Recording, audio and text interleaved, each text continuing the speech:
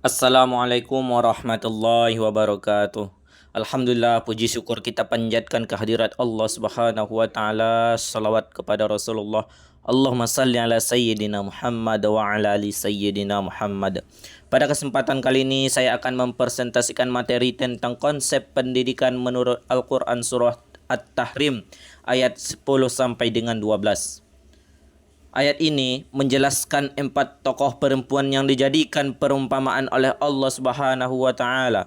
2 di antaranya adalah contoh perempuan yang gagal mempertahankan keimanannya, yaitu istri Nabi Nuh dan istri Nabi Lot. Sedangkan 2 lainnya merupakan teladan perempuan beriman, yaitu Asyiyah istri Fir'aun dan Maryam putri Imran.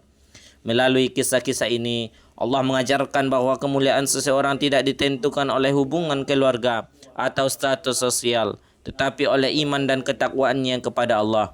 Pertama, Allah memberikan perumpamaan tentang Nabi Nuh, istri Nabi Nuh dan istri Nabi Lot. Meskipun keduanya hidup bersama Nabi yang soleh, mereka tetap tidak beriman dan berkhianat terhadap dakwah suaminya. Akibat kedekatan mereka dengan Nabi tidak dapat menyelamatkan mereka dari azab Allah. Dari kisah ini kita belajar bahwa setiap manusia bertanggung jawab atas dirinya sendiri. Kesalahan orang tua, pasangan ataupun keluarga tidak akan bermanfaat jika seorang tidak memiliki iman dan amal soleh. Nilai pendidikan pertama yang dapat diambil adalah pendidikan tanggung jawab pribadi dalam beragama.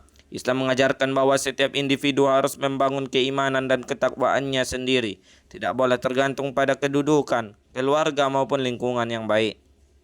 Kedua, Allah memberikan teladan melalui Asyiyah istri Fir'aun. Asyiyah hidup bersama seorang penguasa yang sangat zalim dan bahkan mengaku sebagai Tuhan. Namun, lingkungan yang buruk tersebut tidak membuatnya meninggalkan keimanan. Ia tetap berpegang teguh pada ajaran Allah dan berdoa agar diberikan rumah di surga serta diselamatkan dari kezaliman Fir'aun. Dari kisah Asyiyah, kita memperoleh nilai pendidikan keteguhan iman, kesabaran dan keberanian. Seseorang harus tetap mempertahankan kebenaran meski berada dalam lingkungan yang tidak mendukung. Keteguhan prinsip seperti inilah yang harus ditanamkan dalam pendidikan Islam. Ketiga, Allah menghadirkan teladan Maryam binti Imran. Maryam dikenal sebagai perempuan yang menjaga kehormatan dirinya, membenarkan kalimat-kalimat Allah dan termasuk hamba yang taat. Karena kesucian dan ketaatannya, Allah memberikan kemuliaan kepadanya dengan kelahiran Nabi Isa alaihi salam sebagai mukjizat yang luar biasa. Dari kisah Maryam, kita belajar tentang pendidikan akhlak dan kesucian diri.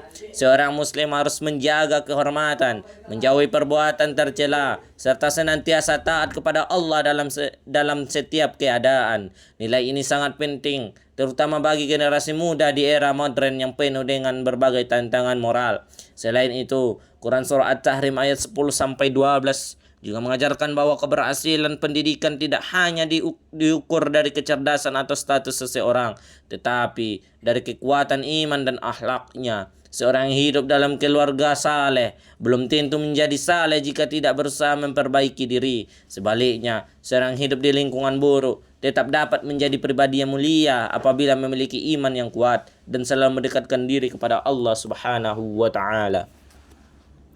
Dalam kehidupan saat ini, pelajaran tersebut sangat relevan. Mahasiswa dan generasi muda harus mampu menjaga prinsip keimanan meskipun menghadapi pengaruh negatif dari lingkungan, media sosial maupun pergaulan. Kesuksesan sejati bukan hanya memperoleh prestasi dunia, tetapi juga mampu menjaga keimanan, akhlak dan ketaatan kepada Allah Subhanahu wa taala. Sebagai kesimpulan, Quran surah At-Tahrim ayat 10 sampai dengan 12 mengandung nilai pendidikan yang sangat penting, yaitu tanggung jawab pribadi dalam beriman, keteguhan iman, kesabaran, keberanian, mempertahankan kebenaran, menjaga kehormatan diri serta ketaatan kepada Allah Subhanahu wa taala. Ayat ini mengajarkan bahwa kemuliaan seorang tidak ditentukan oleh keluarga atau kedudukannya, tetapi oleh iman, amal soleh dan akhlaknya. Sekian presentasi yang dapat saya sampaikan. Wassalamualaikum warahmatullahi wabarakatuh.